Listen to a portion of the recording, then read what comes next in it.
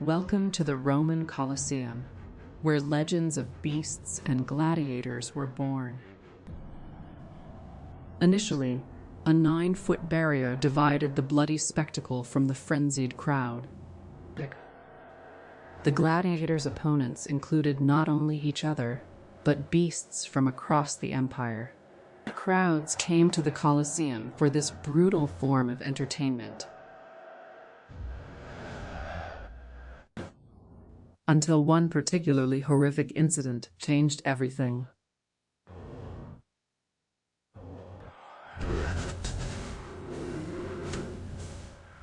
A tiger cleared the wall and landed in the stands. It caused widespread panic before being subdued.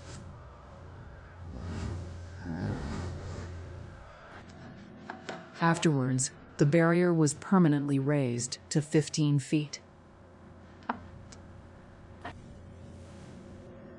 That tiger likely belonged to a now extinct population, the Caspian tiger.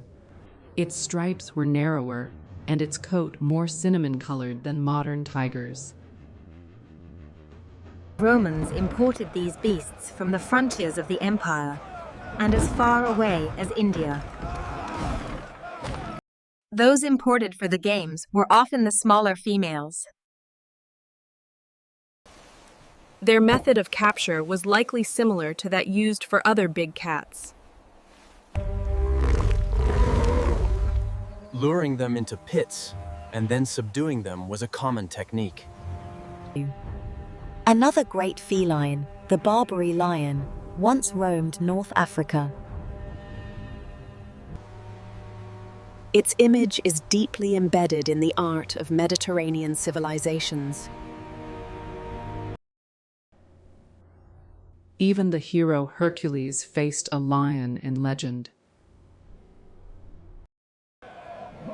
In the arena, lions were used for executions, creating spectacles of terror. A particularly cruel device made fate depend on a teetering plank.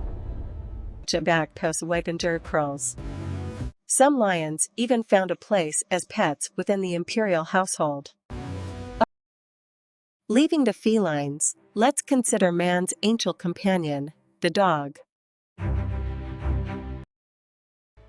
The Moloschian, an ancient mastiff-type dog, was famed for its strength and courage. They were also deployed in warfare as powerful auxiliary forces. Another hound, the Virtragus, was prized for its exceptional speed and elegant form.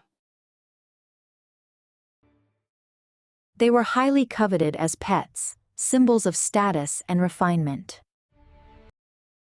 Now, let us turn to creatures of even greater scale. Within this island cave, fossils of the dwarf elephant were discovered. They coexisted with early humans, their stature reduced by the island environment. This skull may have inspired the ancient myth of the Cyclops. On the mainland, true giants, the Syrian elephants, once traversed these lands.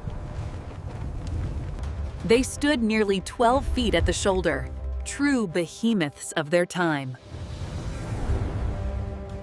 The most famous Syrian elephant, named Surus, crossed the Alps with Hannibal.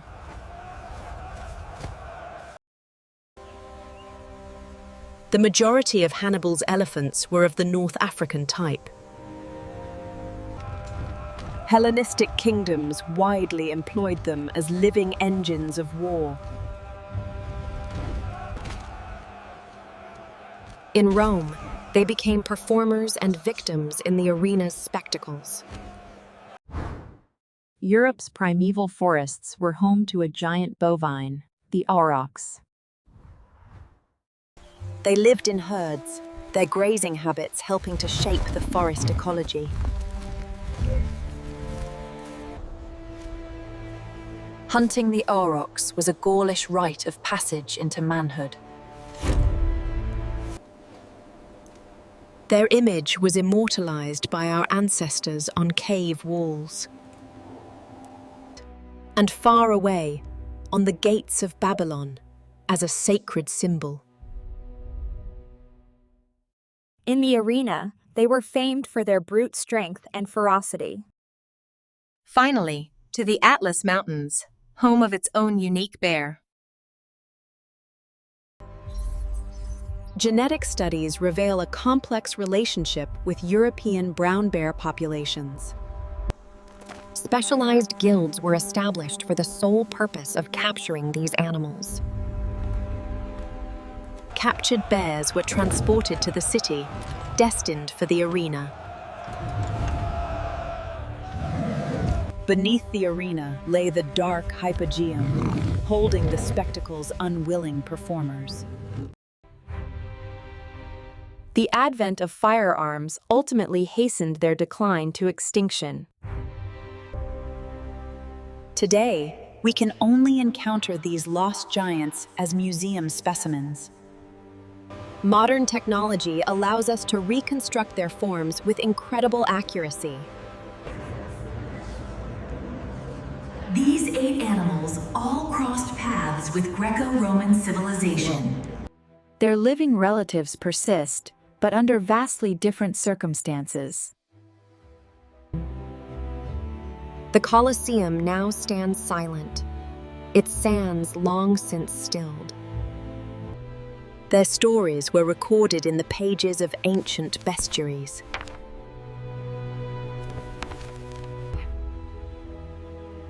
The legacy of these creatures now inspires new generations.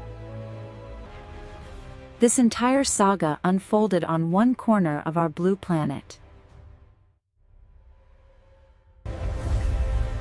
Their survival and extinction are plotted on the long timeline of history. The Empire's vast trade network was also a conduit for these creatures' final journey. Today, our relationship with wildlife is being redefined. Protecting surviving species is a responsibility we've learned from history. Technology now offers us a window to virtually witness these lost lives. They were part of an empire's spectacle, now vanished, leaving only echoes.